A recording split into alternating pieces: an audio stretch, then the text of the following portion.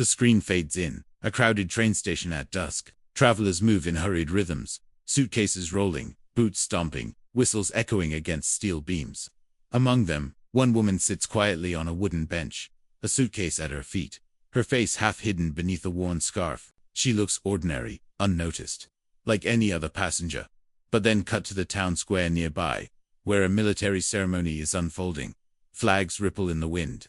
Soldiers stand rigid, medals gleaming. A commanding officer approaches the microphone to honor a fallen hero, about to read a name. The camera cuts between the two places, the woman waiting in silence, and the stage where her name is spoken. The moment it leaves his lips, the soldiers freeze. The band stops playing. Silence swallows the crowd. The woman at the station lowers her gaze, as if she already knew this moment was coming.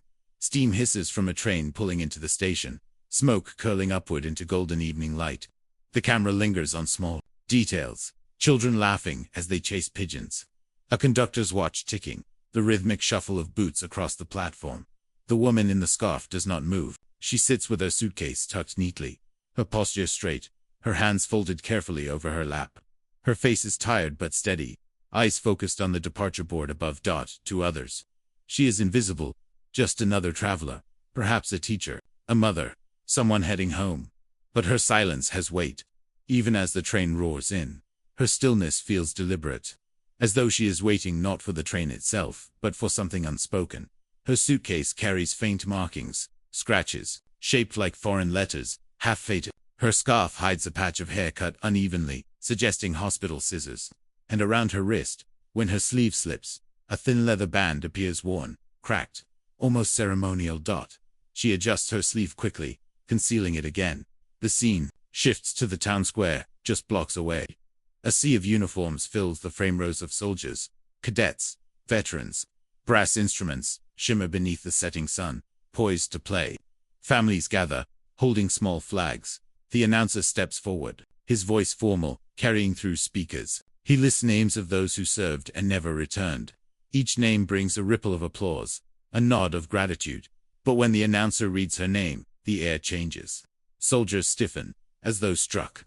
Some exchange glances, disbelief flashing across their eyes. The band lowers their instruments. The audience falls into hushed confusion. Who was this woman, this legend, that her very name silenced even the decorated? The announcer falters, caught in the sudden weight of what he has spoken. The narrative drifts into memory. Images blurred like fragments of film spill across the screen. A younger version of the woman in uniform, standing tall against desert. Windsor rescue helicopter lifting in a storm, her silhouette guiding soldiers aboard. A night sky lit by tracer rounds. Her calm hands steady on the controls of a vehicle under fire. Her name was not just spoken in barracks or briefing rooms, was carried in whispers through foxholes, etched into the survival stories of those who came home. For many, she was believed gone lost to war, her grave unmarked, her memory immortalized. Yet here she is, alive, sitting quietly in a train station. She carries no medals, no rank insignia, no visible proof of her legend. Only silence. Only waiting. The camera cuts between station and ceremony. A young officer at the square whispers urgently to his commander. Orders ripple down the line. At the train station, unnoticed by travelers, soldiers begin to arrive. Not with weapons, not with force, but with reverence. Their boots echo against the marble floor. One by one, they spot the woman on the bench. They do not approach. Instead, they stop a distance away, standing in perfect stillness. A formation built from silent recognition.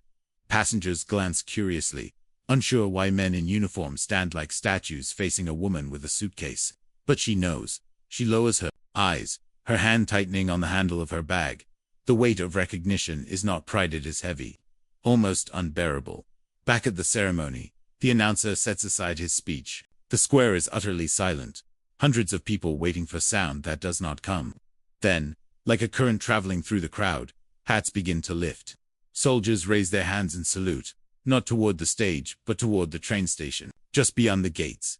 The camera sweeps across their faces, old, scarred, unscarred, all united in silent respect. At the station, the woman rises slowly from the bench. Her scarf slips slightly, revealing her eyes fully for the first time. They are steady, hardened by years, yet softened by something. Fragile grief, memory, Or perhaps the weight of surviving when others did not. She does not wave, she does not smile. She simply stands, suitcase in hand, as though she has carried this silence her whole life. The train whistle cries, long and mournful. Steam envelops the platform. The woman steps forward, boarding quietly. She takes her place by the window, her figure framed in glass as the train begins to roll. On the platform, the soldiers remain at attention, saluting as the train pulls away. In the square, the ceremony halts completely, not with words, not with music, but with silence so deep it feels eternal. The camera lingers on her reflection in the train window, where the faint outline of her younger self in uniform overlays her present form. A single tear slides down her cheek, not for recognition, but for those whose names were called and never answered.